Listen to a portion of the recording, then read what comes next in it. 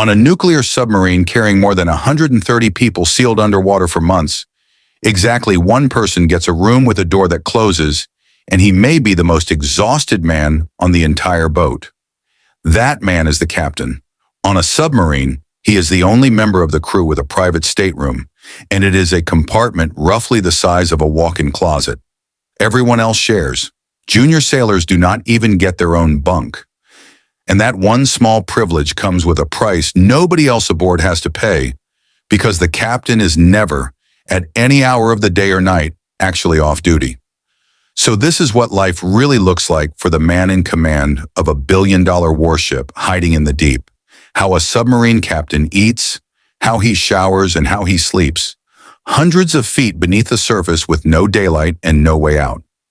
Stay with me. Start with the space, because on a submarine, space is everything. A modern attack submarine packs somewhere between 130 and 170 people into a sealed steel tube a few hundred feet long, and every inch of it is spoken for. Junior officers sleep 3 to a stateroom in rooms not much bigger than a closet, with fold-out desks and bunks stacked on top of each other. The enlisted crew sleeps in racks packed in tight rows, and on some boats there are not even enough bunks to go around. A Virginia-class submarine can carry around 135 people with only about 94 beds, which means the most junior sailors' hot rack sharing a single bunk in rotation. One man rolls out to stand watch, and another climbs into the same warm mattress he just left. Against all of that, the captain's private stateroom sounds like luxury. It is not. Down there, every compartment does at least 2 jobs. The torpedo room doubles as the crew's gym, and sometimes as extra sleeping space, with sailors racked out alongside the weapons. It is a cramped little box with a bunk, a fold-down desk, a small sink, and a curtain or a door. What makes it valuable is not comfort. It is that the captain, alone among everyone aboard, has somewhere to think. And even that is constantly interrupted, starting with his meals. Because the captain does not eat in the crew's mess. He eats in the wardroom, the officer's dining room, which on a submarine is a small table wedged into a compartment that does double duty as the boat's meeting room, its training space, and, in a genuine emergency, its operating table.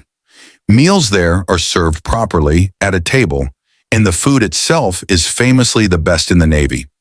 Submariners get a better food budget than the rest of the fleet, for a simple reason.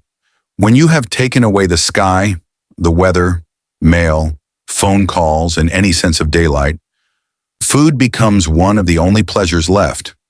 Sub cooks bake fresh bread through the night and turn out steaks and pizza and midnight rations for the men coming off watch. But the captain rarely gets to enjoy any of it in peace. He is the one man on the boat who is always on call. A sonar contact, a change in the tactical picture, a message coming in, any of it can pull him out of his chair mid-meal and put him back in the control room in seconds. Meanwhile, the rest of the crew eats in shifts in a crowded mess that seats only a fraction of them at once. And because the watch rotation scrambles everyone's sense of time, some boats even rotate which meal is served when, so the night watch is not stuck eating meatloaf for breakfast every single day. And the same goes for just about every other private moment he might hope to get, starting with the shower. Staying clean down here is its own small ordeal. A submarine cannot pull over and take on fresh water. Everything the crew drinks and washes with has to be distilled out of seawater day after day using the boat's own machinery. That water is shared between drinking, cooking, cleaning the galley, and washing more than 100 bodies, so nobody, including the captain, gets to stand under a hot spray. Submariners take what the rest of the world calls a Navy shower, and they take it in a stall that is barely larger than a phone booth. You get wet for a few seconds, shut the water completely off, soap up and scrub with the water off, then turn it back on just long enough to rinse. Total running time, well under 2 minutes.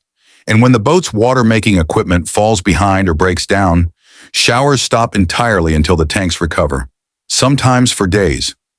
Submariners have a dark joke about how quickly a sealed steel tube full of unwashed men starts to smell, and it is not really a joke. The captain gets no exemption from any of it. He may have a private sink, but the same rationed water and the same 2-minute rule apply to the man in command as to the newest sailor aboard. And he does all of it without ever once knowing whether it is day or night above his head, which is the strangest thing about life down there. A submarine has no windows. None. Once that boat submerges, there is no sunrise, no sunset, no weather, and no natural light of any kind for weeks or months at a stretch. The lighting in the passageways gets shifted to red at night, and that is about the only clue the crew gets. Life runs entirely on the watch rotation. For decades, submarines ran on an 18-hour day, 6 hours on watch and 12 off, which meant the crew's body clocks were permanently sliding out of sync with the actual world above them. The Navy has since moved most boats onto a 24-hour cycle, precisely because that constant circadian scramble was wrecking people's sleep. And the man responsible for every one of those bodies and for the reactor and the weapons in the boat itself has by far the worst sleep schedule of anyone aboard. The captain's rack sits only a few steps from the control room, and that is entirely deliberate. He has standing orders that he is to be woken immediately for anything that matters. A new contact on sonar, a shallow water transit, an unexpected message, a drill, a mechanical problem. Any of it at any hour, and someone is at his door. So a submarine captain does not really sleep the way normal people sleep. He sleeps in fragments, an hour here, 2 hours there, always half listening to the sounds of the boat around him, always aware that the next knock could be a genuine emergency. Officers who have done it describe going for long stretches, barely sleeping at all, running on coffee and adrenaline through the hardest parts of a patrol. And unlike a ship's captain on the surface, he cannot pick up a phone and call for advice. Once that submarine is deep and quiet, he is cut off almost entirely from the rest of the Navy, because communicating means coming shallow and risking detection. Whatever happens down there, the decision is his, alone, immediately, with 130 lives and a nuclear reactor behind the decision. That is what the private stateroom is really for. It is not a perk. It is a place to be alone with that weight for a few minutes at a time, and he carries it for a long time. Attack boats routinely stay out for months, and missile submarines run patrols of 70 to 90 days submerged, with families ashore hearing almost nothing. There is no going topside for fresh air. There is no window to look out of. Contact with home is a trickle of short, text-only messages, sent only when the boat can safely receive them, and there is no calling anyone back. The air itself is manufactured, oxygen generated from seawater and carbon dioxide scrubbed back out of the atmosphere, so the crew can keep breathing. Every single thing that keeps 130 people alive down there is a machine that somebody has to maintain, and every one of those machines, in the end, is the captain's responsibility.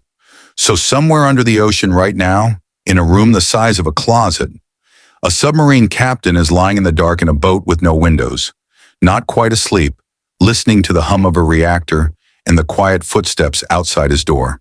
And in a few minutes or a few seconds, somebody's going to knock, and he is going to swing his legs off that bunk and walk into the control room, and whatever is waiting for him, there will be his call and nobody else's.